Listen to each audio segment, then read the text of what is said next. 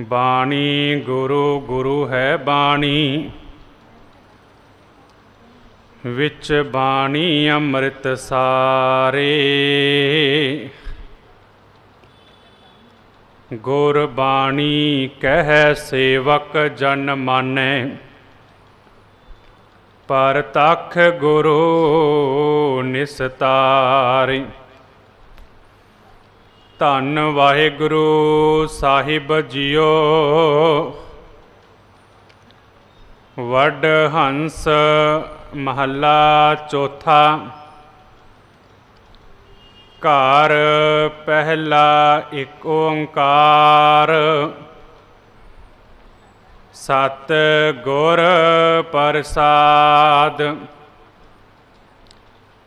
Says एक एको प्रभ ठाकुर,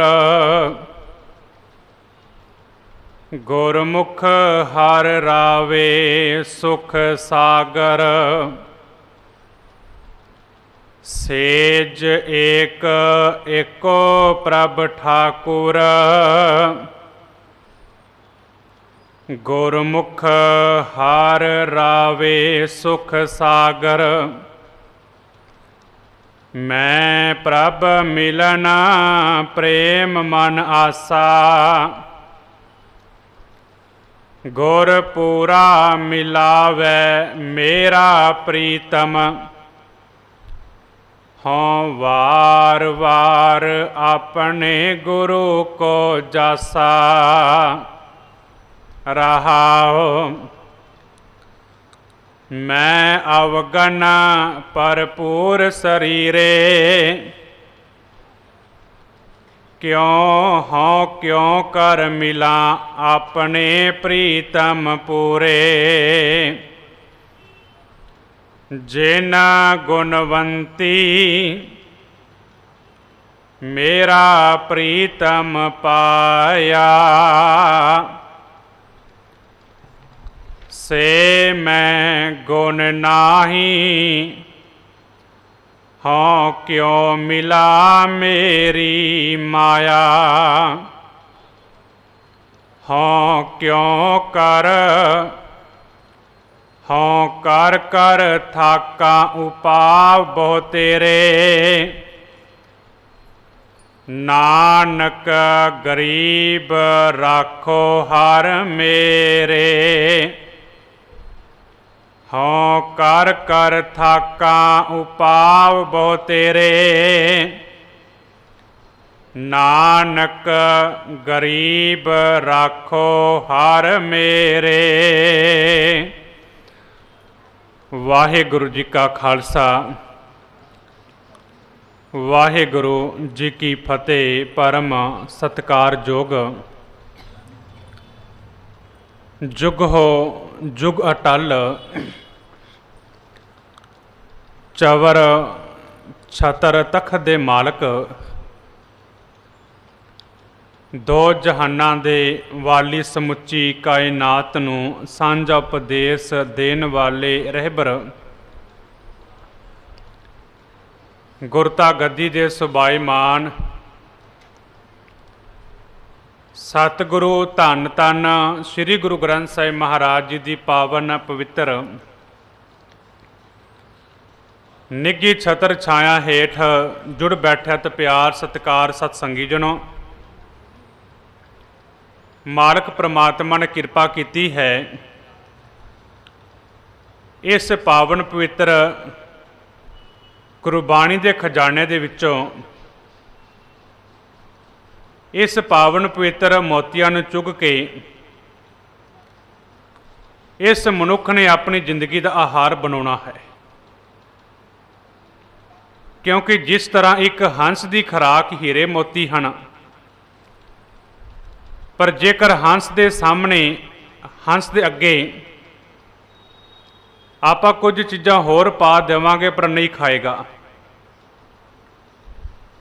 हंस की खुराक केवल हीरे मोती हैं। हंसा पावन पवित्र गुरबाणी च आपां बचन पढ़ते हाँ कि हंस केवल मोती चुक के अपने शरीर की खुराक पूरी करता है। इस तरह ਮਨੁੱਖ ਹੈ, ਜਿਹੜਾ ਗੁਰਮੁਖ ਹੈ, ਇਹ ਮਾਲਕ ਦੇ ਪਾਵਨ ਪਵਿੱਤਰ ਉਪਦੇਸ਼ਾਂ ਨੂੰ ਚੁਗੇਗਾ, ਗੁਰੂ ਦੀ ਬਾਣੀ ਪੜ੍ਹੇਗਾ, ਗੁਰੂ ਦੀ ਬਾਣੀ ਵਿਚਾਰੇਗਾ, ਸਮਝੇਗਾ। ਇਹ ਹੀਰੇ ਮੋਤੀ ਹਨ। ਸਤਿਗੁਰੂ ਮਹਾਰਾਜ ਜੀ ਕਿਰਪਾ ਕਰਦੇ ਦੇ ਪਾਵਨ ਪਵਿੱਤਰ ਬਚਨ ਵਡਹੰਸ ਰਾਗ ਵਿੱਚ ਧੰਨ ਧੰਨ ਸ੍ਰੀ ਗੁਰੂ ਰਾਮਦਾਸ ਮਹਾਰਾਜ ਜੀ ਦੇ ਮੁਖਾਰਬਿੰਦ ਤੋਂ ਉਚਾਰਨ ਕੀਤਾ ਹੋਇਆ ਇਹ ਪਾਵਨ ਪਵਿੱਤਰ ਬਚਨ ਹੈ। ਰਹਾਵਲਾ ਬੰਦ ਹੈ। ਮੈਂ ਪ੍ਰਭ ਮਿਲਣਾ ਪ੍ਰੇਮ ਮਨ ਆਸਾ। ਮਨ ਦੇ ਵਿੱਚ ਆਸਾ ਨੇ। ਆਸ ਕੀ ਹੈ? मैं प्रभु परमात्मा ਨੂੰ मिला। एक घड़ी ना मिलते तो कलयुग होता। जिस तरह मछली ਨੂੰ पानी ਵਿੱਚੋਂ बाहर ਕੱਢ ਦਿਆਂਗੇ ਉਹਦੀ मौत हो जाएगी, क्योंकि मछली का जीवन पानी है। इस तरह जदों गुरमुख बंदा है जिहड़ा, ते गुरमुख बंदा जे एक शब्द भी अपने जीवन दे विच कदे भुल जावे तो कहन लगदा कि मैं परमात्मा तो टुट गया वां। जिस तरह गुरमुख बंदा गुरबाणी पढ़नी छड़ देवे, कहन लगा अज मेरा सारा दिन अवेसला गया है, क्योंकि अज मेरे मन की खुराक पूरी नहीं हुई। मनमुख तां थां थां ते मूँह मारेगा ना। मनमुख बंदे नूं गुरु की बाणी चंगी नहीं लगेगी, पर जिहड़ा गुरमुख बंदा है वो सतगुरु की बाणी तो बिना एक पल भी नहीं जी सकता। उन्हां दे मन विच परमात्मा नूं मिलन दी तांग पैदा हुंदी है, चाह पैदा हुंदा है कि दाता मैं तुहानूं आके मिला। मीह आउंदा, झक्खड़ आउंदा, हनेरी आ जावे, पर कदे भी गुरु का दर नहीं छड्डदा। जदों आपां भगत कबीर जी श्लोक पढ़ते हैं तो बाबा कबीर जी कहन लगे, चक्कई जो निस बिसरै आए मिले प्रभात। चकवी ते चकवा दूआं दा विछोड़ा हुंदा है, पर यह विछोड़ा किन्ने चिर दा? ये 4 पहर का विछोड़ा है। कबीर चकवी जो निस बिसरै, जो चकवी चकवा विछड़ जाते ने तो बड़े दुखी होंदे ने, पर सतगुरु महाराज जी कहने लगे एक मनुख है जेकर परमात्मा तो विछड़ जावे इंदा की हाल होवेगा। ये उस वाहिगुरु परमात्मा तो बिना एक पल भी नहीं रह सकता। गुर पूरा मिलावे मेरा प्रीतमा, हों वार वार अपने गुरु को जासा। हों वार वार अपने गुरु को जासा, मैं वार वार अपने गुरु तो कुर्बान जाना वा। मैं अपने गुरु तो बलिहारने सदके जाना वा। इहो जिहा गुरु सानू मिलिया। किहड़ा गुरु है? गुर पूरा मिलावे मेरा। जदों मेरा पूरा गुरु सानू करते परमात्मा दे नाल मिलाउंदा है। तो पूरा कौन है? पूरा है धन धन श्री गुरु ग्रंथ साहिब महाराज की पावन पवित्र गुरबाणी। ये साडा विचोला है, क्योंकि ये सतगुरु महाराज की बाणी पढ़ांगे। गुरबाणी सानू करते परमात्मा दे नाल मिलाउंदी है। दुनियावी रिश्ते गढ़दे आ ते विच विचोला पाया जाता है। ये विचोला दोवां धिरां दी सांझ रखदा है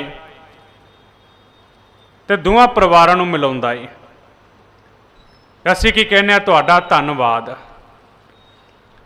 पर जिहड़ा विचोला दोवां परिवारां नूं मिलाएगा, ये कुछ लवेगा, कुछ धन दौलत एक दूसरे परिवारां दे कोलों लै लवेगा, पर मेरा विचोला परमात्मा कुछ लेंदा नहीं। ये तां मेरा मालक इदां कहंदा कि आवो सिख सतगुरु के प्यारो गावो सच्ची बाणी। आंदे सिखा आ तां सी मेरे कोल बैठ, तू बाणी गा, तू गुरबाणी सुन, तू गुरबाणी विचारन दा यतन कर। आ तेनू करते परमात्मा दे नाल मिलाउंदा वा। ये सतगुरु गुरु नानक देव महाराज जी ने पता नहीं किन्ने को शरीर तार दिते ने, कित्थों कित्थों तक सिੱਖੀ ਦਾ प्रचार किया। इदां दा प्रचार किया कि हरेक धर्म के लोग गुरु नानक देव महाराज चरनां ते भोरे बन गए।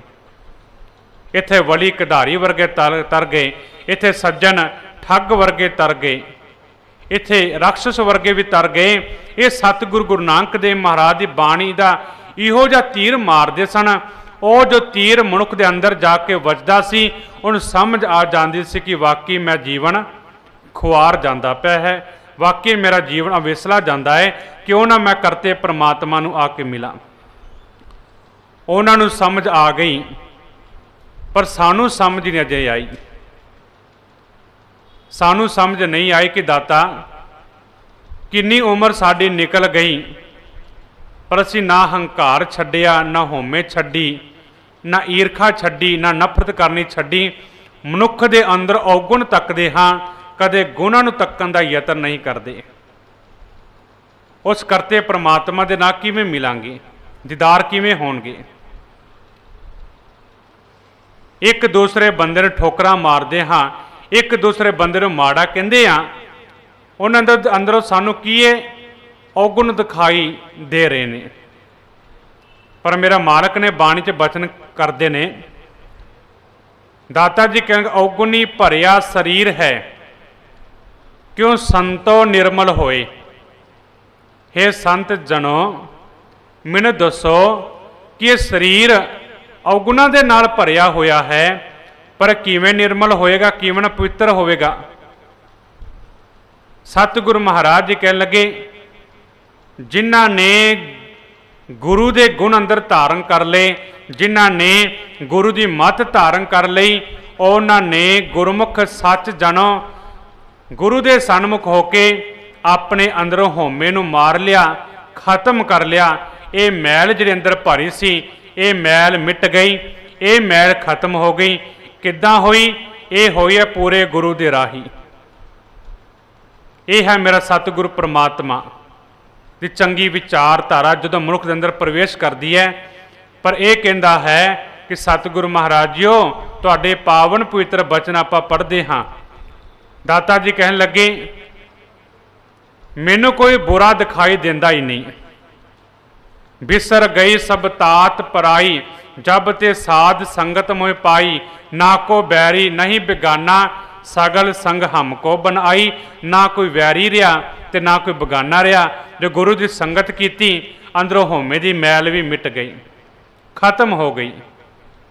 ये मेरे मालिक कृपा करते ने। मनुख के अंदर अवगुण तकते हाँ, कदे गुणां नूं तक्कण दा यतन करिए। अक्सर आपां वेखदे आ मोर है, मोर किड्डा सोहणियां पैलां पाउंदा है। मोर की आवाज़ बड़ी प्यारी मधुर है। जिहड़े मोर के खंभ ने किन्ने प्यारे ने, पर गुणा अवगुण बंदे ने किया कि उस मोर के पैर वेखे ने कि पैर बड़े माड़े ने।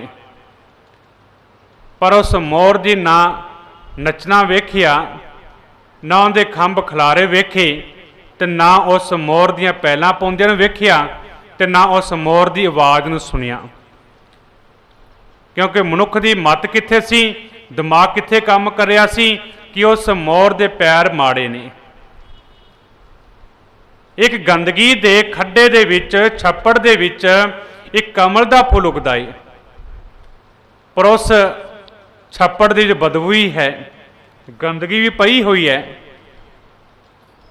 पर याद रखियो कि वह छप्पड़ दे विच पिया होया कमल का फुल ये लहरा लेंदा पिया है, एक खुशबू बन रहा है।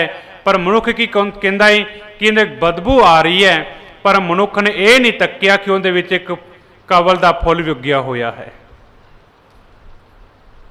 मनुख के अंदर ये सोच पैदा हुई कि मैं दूसरे विच अवगुणां नूं तक्कां कि अवगुण किन्ने ने, पर भलिओ कदे उन्हां दे कोल गुण भी हुंदे ने, या गुण भी तक्कण दा यतन करिए। उन्हां विच गुण भी हन, पर सतगुरु महाराज कृपा करते हैं हम अवगुण भरे एक गुण नाही। अमृत छाड़ बिखै बिखाही, माया मोह भरम पै भुल्ले। सुत दारा स्यो प्रीत लगाई, एक उत्तम पंथ सुनियो गुर संगत। तै मिलंत जन्म जन त्रास मिटाई।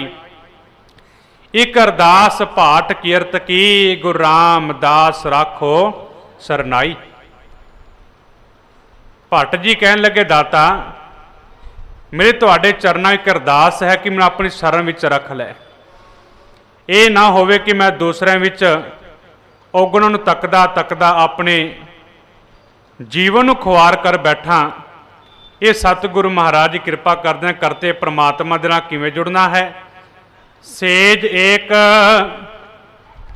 ਏਕੋ ਪ੍ਰਭ ਠਾਕੁਰ, ਇੱਕੋ ਠਾਕੁਰ ਇੱਕੋ ਪ੍ਰਮਾਤਮਾ ਹੈ। ਜਿਹੜਾ ਮਾਲਕ ਇੱਕ ਪਲੰਗ ਉੱਤੇ ਬੈਠਾ ਹੋਇਆ ਹੈ। परमात्मा बहुते नहीं, सांझा बाप हमारा, ये तो बापू ये परमात्मा ये तो सब का सांझा है।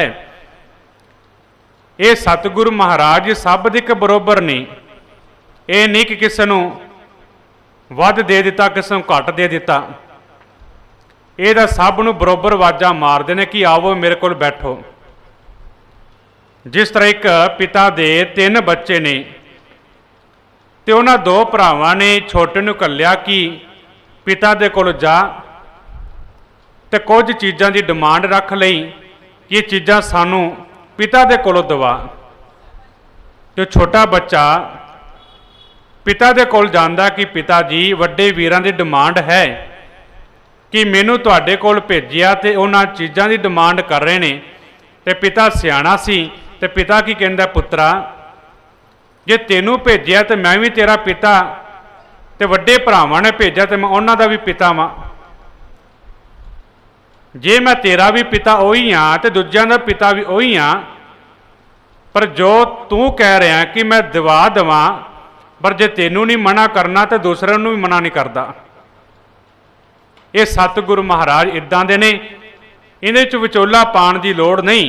ये तो मेरे मालिक कहंदे, सिखा तू डायरैक्ट आके मिल मेरे कोल, तू सीधा मेरे कोल आ, मैं तेनू करते परमात्मा दे नाल मिलाउणा वां। मैं सतगुरु महाराज की बाणी मना थोड़ी करती है। सतगुरु महाराज कहते सज्जना आके मेरे को बैठ, ये बाणी पढ़, तेन करते परमात्मा दे नाल मिलाउंदा वां। ते सतगुरु जी कृपा करते ने, गुरमुख हर रावे सुख सागर, गुरमुख गुरु दे सन्मुख रहन वाला हर रावे, पाकी परमात्मा नूं सिमरदा किहड़े नूं? सुख सागर। जे सुखां दा सागर है, जे सुखां दा समुंदर है, तो सुखां दा समुंदर केवल परमात्मा आप है। गुर सागर रतनी भरपूरे, अमृत संत चुगया नहीं दूरे। ये तो मालक सुखां दा सागर है। ये सागर भी जिन्नी आप टुब्बी मारांगे कदे पानी मुक्कण वाला नहीं है। ये तो जिन्ना खोजोगे सानू ओनी ही प्राप्ति होएगी। जिस तरह भाई गुरदास ने अपने एक बित दे विच बचन किया ना, कहन लगे जिस तरह कोई खोजी है, ये खोज करदा करदा मंजिल तक पहुँच जाता है, पर करनी खोज पैनी है, करना उद्यम पैना, करनी मेहनत करनी पैनी है, पर मेहनत तो बिना सानू कोई मंजिल नहीं मिलती। दुनिया विच जिहड़े काम करदे आ, जिहड़े कारज करदे आ, हरेक कारज विच मेहनत करनी पैंदी है, पर सतगुरु महाराज जी कह सिखा तो इन्नी को मेहनत करनी पैनी, तो खुद गुरबाणी पढ़नी पैनी है। ये गुरबाणी खुद पढ़ांगे, अर्थां समेत पढ़ांगे, तो सानू गुरबाणी विच सारा कुछ मिलेगा। पर जे खोजन का यतन ना करांगे तो सानू कुछ भी नहीं मिलेगा। बाबा फरीद जी ने बचन किया, बाबा फरीद जी कहन लगे छप्पड़ां दे विच हथ मारिया कुछ नहीं मिलता। छप्पड़ां विच हथ मारिया, टुब्बी मारिया कुछ मिलेगा। छप्पड़ां टुब्बी मारांगे तो गंदगी अपने सिर नूं खुद लगेगी। पर जेकर सागर दे विच टुब्बी मारांगे तो सागर विच सानू सारा कुछ मिलेगा। अज आपां छप्पड़ां च टुब्बियां मारिया, सागर विच टुब्बी मारन दा यतन ना कीता। सागर कौन है? सागर है सतगुरु महाराज की बाणी। ये गुरबाणी पढ़न का यतन नहीं किया। तो छप्पड़ कौन ने? छप्पड़ ने छोटे छोटे टोबे डेरेदार। आप उन्हां दे कोल जांदे आ तो साडे दुख दूर करनगे। घरां विच फोटोआं रख लियां, जोतां जगा लियां, अगरबत्तियां ला लियां, साडा इन्ना को काम रह गया करना। पर सच जानो जिहड़ा कारज सानू सतगुरु गुरु नानक देव महाराज जी दे के गए सन, ਇਸੇ ਕਾਰਜ ਨੂੰ ਆਪਾਂ ਆਰੰਭ ਕਰਨ ਦਾ ਯਤਨ ਕੀਤਾ। ਇਹ ਸਤਿਗੁਰੂ ਮਹਾਰਾਜ ਦੀ ਬਾਣੀ ਪੜ੍ਹਨ ਦਾ ਯਤਨ ਨਾ ਕੀਤਾ। ਤੇ ਦੂਸਰੇ ਬੰਦ ਮੇਰੇ ਮਾਲਕ ਨੇ ਕਿਰਪਾ ਕਰਦੇ ਨੇ, ਮੈਂ ਅਵਗਨ ਭਰਪੂਰ ਸਰੀਰੇ, हे दाता ਕਿਰਪਾਲੂ ਪਿਤਾ, ਮੇਰੇ ਅੰਦਰ ਔਗੁਣ ਭਰੇ ਹੋਏ ਨੇ ਤੇ ਮੈਂ ਔਗੁਣਾਂ ਦੇ ਨਾਲ ਭਰਿਆ ਹੋਇਆ। ਇੱਕ ਔਗੁਣ ਨਹੀਂ, ਪਤਾ ਨਹੀਂ ਸਾਡੇ ਅੰਦਰ ਕਿੰਨੇ ਔਗੁਣ ਭਰੇ ਹੋਏ ਨੇ। ਹਾਂ ਕਿਉਂ ਕਰ ਮਿਲਾਂ ਆਪਣੇ ਪ੍ਰੀਤਮ ਪੂਰੇ, ਮੈਂ ਤਾਂ ਔਗੁਣਾਂ ਦੇ ਨਾਲ ਭਰਿਆ ਹੋਇਆ ਵਾਂ, ਪਰ ਮੈਂ ਆਪਣੇ ਪ੍ਰੀਤਮ ਪਰਮਾਤਮਾ ਨੂੰ ਕਿਵੇਂ ਆ ਕੇ ਮਿਲਾਂ। ਮੈਂ ਤਾਂ ਸਾਰੀ ਉਮਰ ਠੱਗੀਆਂ ਕਰਦਾ ਰਿਹਾ, ਸਾਰੀ ਉਮਰ ਧੋਖੇ ਧੜੀਆਂ ਕਰਦਾ ਰਿਹਾ, ਮਾੜਾ ਬੋਲਦਾ ਰਿਹਾ, ਮਾੜਾ ਕਾਰਜ ਕੰਮ ਕਰਦਾ ਰਿਹਾ, ਪਰ ਜਦੋਂ ਮੈਂ ਗੁਰੂ ਦੇ ਦਰ ਤੇ ਜਾਵਾਂਗਾ ਕੀ ਮੂੰਹ ਖਾਵਾਂਗਾ। ਇਹ ਤਾਂ ਮੇਰਾ ਮਾਲਕ ਆ ਕੇ ਪੁੱਛੇਗਾ ਨਾ, ਸਿੱਖਾ ਤੂੰ ਆਇਆ ਹੈ ਕੋਲ, ਤੂੰ ਸਾਰੀ ਉਮਰ ਪਾਪ ਕਰਦਾ ਰਿਹਾ, ਪਰ ਪਾਪ ਕਰ ਕਰਕੇ ਤੂੰ ਆਪਣਾ ਜੀਵਨ ਲੰਘਾ ਲਿਆ, ਪਰ ਮੈਂ ਮਾਲਕ ਨੂੰ ਕੀ ਮੂੰਹ ਵਿਖਾਵਾਂਗਾ। ਇਹ ਸਰੀਰ ਔਗੁਣਾਂ ਦੇ ਨਾਲ ਭਰਿਆ ਹੋਇਆ ਹੈ, ਇਹ ਸਰੀਰ ਬੁਰੀਆਂ ਆਦਤਾਂ ਦੇ ਨਾਲ ਭਰਿਆ ਹੋਇਆ ਹੈ, ਪਰ ਮੇਰੇ ਮਾਲਕ ਜੀ ਕਹਿਣ ਲੱਗੇ, ਸਿੱਖਾ ਹੋਂ ਕਿਉਂ ਕਰ ਮਿਲਾ ਆਪਣੇ ਪ੍ਰੀਤਮ ਪੂਰੇ, ਮੈਂ ਆਪਣੇ ਪੂਰੇ ਪ੍ਰੀਤਮ ਨੂੰ ਕਿਵੇਂ ਆ ਕੇ ਮਿਲਾਂ। ਜਿਨ ਗੁਣਵੰਤੀ ਮੇਰਾ ਪ੍ਰੀਤਮ ਪਾਇਆ, ਜਿਨ ਗੁਣਵੰਤੀ ਮੇਰਾ ਪ੍ਰੀਤਮ ਪਾਇਆ, ਜਿਸ ਗੁਣਾ ਵਾਲੀ ਨੇ ਪ੍ਰੀਤਮ ਪ੍ਰਮਾਤਮਾ ਨੂੰ ਪਾ ਲਿਆ, ਜਿਨ੍ਹਾਂ ਨੇ ਆਪਣੇ ਅੰਦਰ ਗੁਣ ਧਾਰਨ ਕੀਤੇ ਨੇ। ਜਦੋਂ ਅਸੀਂ ਲਾਵਾਂ ਦਾ ਪਾਠ ਕਰਦੇ ਆ ਨਾ, ਲਾਵਾਂ ਦੇ ਪਾਠ ਤੋਂ ਪਹਿਲਾਂ ਸਤਿਗੁਰੂ ਮਹਾਰਾਜ ਦੀ ਬਾਣੀ ਦੇ ਵਿੱਚ ਸੁਹਾਗਵੰਤੀ, ਗੁਣਵੰਤੀ, ਇਹਨਾਂ ਬਾਣੀਆਂ ਦਾ ਜ਼ਿਕਰ ਕੀਤਾ ਹੈ। ਕੁਚੱਜੀ, ਸੁਚੱਜੀ, ਇਹ ਬਾਣੀਆਂ ਗੁਰਬਾਣੀ 'ਚ ਹੁੰਦੀਆਂ ਨੇ ਕਿ ਅਸੀਂ ਸੁਹਾਗਵੰਤੀ ਕਿਵੇਂ ਬਣਨਾ ਹੈ, ਅਸੀਂ ਗੁਰੂ ਵਾਲਗੀ ਕਿਵੇਂ ਬਣਨਾ ਹੈ, ਅਸੀਂ ਜੀਵ ਇਸਤਰੀ ਉਹ ਕਿਵੇਂ ਬਣਨਾ ਹੈ ਕਿ ਜੋ ਆਪਣੇ ਪ੍ਰਤੀ ਪਰਮਾਤਮਾ ਨੂੰ ਭਾ ਜਾਵਾਂ। ਤੇ ਫਿਰ ਜਾ ਕੇ ਲਾਵਾਂ ਦਾ ਪਾਠ ਹੁੰਦਾ ਹੈ।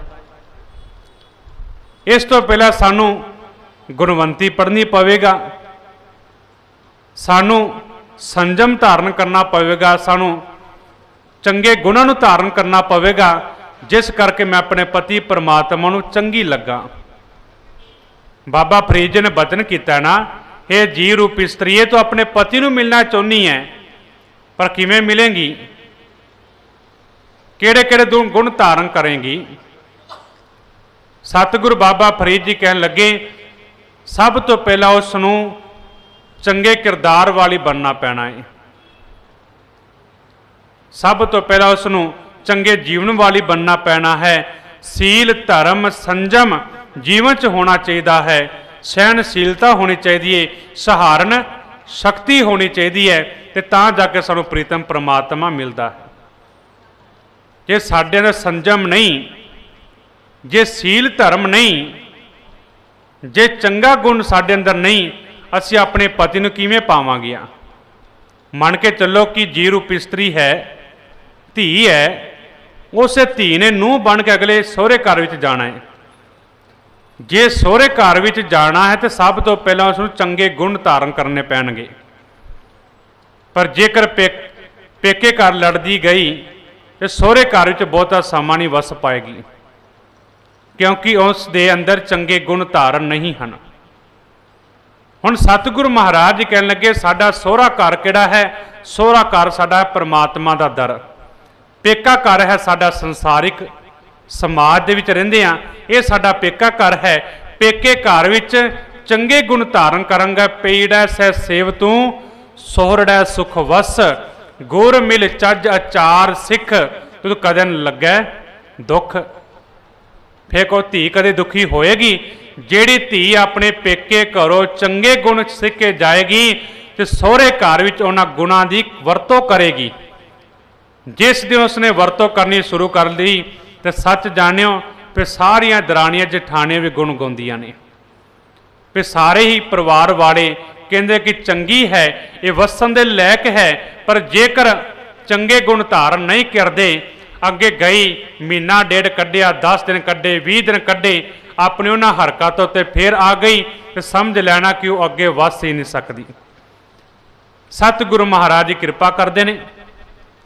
ਜਿਨ ਗੁਣਵੰਤੀ ਮੇਰਾ ਪ੍ਰੀਤਮ ਪਾਇਆ, ਜਿਸ ਗੁਣਾ ਵਾਲੀ ਜੀਵ ਇਸਤਰੀ ਨੇ ਉਹ ਵਾਹਿਗੁਰੂ ਪ੍ਰਮਾਤਮਾ ਪਤੀ ਪਾ ਲਿਆ, ਸੇ ਮੈਂ ਗੁਣ ਨਾਹੀ। ਇਹ ਸਤਿਗੁਰੂ ਮਹਾਰਾਜ ਜੀ, ਮੇਰੇ ਵਿੱਚ ਉਹ ਚੰਗੇ ਗੁਣ ਨਹੀਂ ਹਨ ਜਿਹੜੇ ਉਸ ਗੁਣਵੰਤੀ ਦੇ ਅੰਦਰ ਨੇ। ਮੈਂ ਤਾਂ ਔਗੁਣਾਂ ਦੇ ਨਾਲ ਭਰੀ ਹੋਈ ਹਾਂ। ਕਿਉਂ ਮਿਲਾਂ ਮੇਰੀ ਮਾਇਆ? ਹੇ ਮੇਰੀ ਮਾਂ, ਮੈਨੂੰ ਦੱਸ ਮੈਂ ਉਸ ਵਾਹਿਗੁਰੂ ਪ੍ਰਮਾਤਮਾ ਨੂੰ ਕਿਵੇਂ ਆ ਕੇ ਮਿਲਾਂ। ਹੋਂ ਕਰ ਕਰ ਥਾਕਾਂ ਉਪਾ ਬਹੁ ਤੇਰੇ, ਮੈਂ ਬੜੇ ਥਾਂ ਤੇ ਭੱਜ ਭੱਜ ਕੇ ਥੱਕ ਗਈ, ਪਰ ਮੈਨੂੰ ਪ੍ਰਮਾਤਮਾ ਪ੍ਰੀਤਮ ਮਿਲਿਆ ਹੀ ਨਹੀਂ। ਨਾਨਕ ਗਰੀਬ ਰਾਖੋ ਹਰ ਮੇਰੇ। ਪਰ ਸਤਿਗੁਰੂ ਗੁਰੂ ਰਾਮਦਾਸ ਮਹਾਰਾਜ ਕਿਰਪਾ ਕਰਨ ਲੱਗੇ, ਹੇ ਗਰੀਬ ਨਿਵਾਜ ਪ੍ਰਮਾਤਮਾ, ਮੈਨੂੰ ਆਪਣੀ ਸ਼ਰਨ ਵਿੱਚ ਰੱਖ ਲੈ। ਬਹੁਤ ਜਨਮ ਵਿਛਰੇ ਥੇ ਮਾਧੋ, ਇਹ ਜਨਮ ਤੁਮਾਰੇ ਲੇਖੇ। ਕਹਿ ਰਵਿਦਾਸ ਆਸ ਲਗ ਜੀਵੋ, ਚਿਰ ਭਇਓ ਦਰਸ਼ਨ ਦੇਖੇ।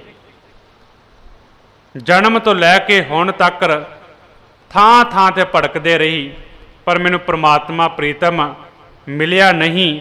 ਅੱਜ ਮੈਂ ਕਰਤੇ ਪ੍ਰਮਾਤਮਾ ਦੇ ਚਰਨਾਂ ਵਿੱਚ ਅਰਦਾਸ ਕਰਦੀ ਹਾਂ, ਜੋਦਰੀ ਕਰਦੀ ਹਾਂ, ਸਤਿਗੁਰੂ ਮਹਾਰਾਜ ਜੀ ਮੈਨੂੰ ਗਰੀਬ ਨੂੰ ਆਪਣੇ ਚਰਨਾਂ 'ਚ ਰੱਖ ਲੈ, ਤਾਂ ਕਿ ਤੁਹਾਡੀ ਸ਼ਰਨ ਵਿੱਚ ਰਿਆਂ ਸਾਡੇ ਵੀ ਇਸ ਦੁਨੀਆ ਦੇ ਅੰਦਰ, ਇਸ ਸਮਾਜ ਦੇ ਅੰਦਰ ਜੀਵਨ ਸੁਧਰ ਜਾਏ। ਸਤਿਗੁਰੂ ਮਹਾਰਾਜ ਜੀ ਕਿਰਪਾ ਕਰਨ, ਇਹ ਪਾਵਨ ਪਵਿੱਤਰ ਬਚਨ ਸ਼ਬਦ ਸਾਡੀ ਜ਼ਿੰਦਗੀ ਦਾ ਆਹਾਰ ਬਣ ਜਾਵੇ। ਤਿੰਨੋਂ ਕੁ ਵਿਚਾਰਾਂ ਪ੍ਰਵਾਨ ਕਰਨੀਆਂ। ਪ੍ਰਵਾਨੋ ਜੀ ਫਤਿਹ। ਵਾਹਿਗੁਰੂ ਜੀ ਕਾ ਖਾਲਸਾ, ਵਾਹਿਗੁਰੂ ਜੀ ਕੀ ਫਤਿਹ।